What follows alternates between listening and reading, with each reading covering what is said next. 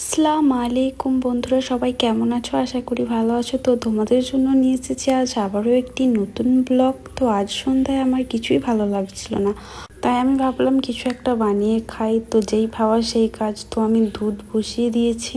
তো চলো দেখা যাক আজ কী বানাই, সেটাই তোমাদের সাথে শেয়ার করব।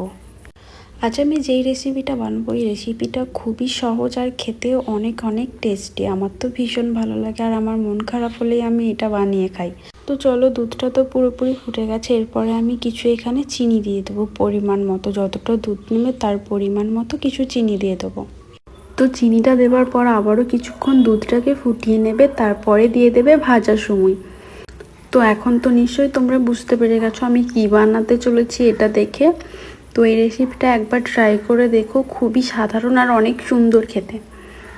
আর আমার ভিডিও যদি তোমাদের দেখতে ভালো লাগে তাহলে লাইক করবে, কমেন্ট করবে, বেশি বেশি করে শেয়ার করবে, এটা আমার রিকোয়েস্ট তোমাদের কাছে।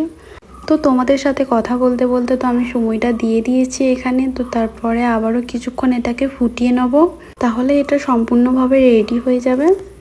তো আরও সুন্দর সুন্দর ভিডিও দেখার জন্য আমার পেজটাকে অবশ্যই ফলো করে দিও তোমরা। তো দেখা হচ্ছে পরের ভিডিওই। সবাই ভালো থেকো। আর এই সময়টার ফাইনাল লুক হচ্ছে এটা। তো আজকের ব্লগটা এই অবধি ছিল। সবাই ভালো থেকো। আল্লাহ হাফিজ।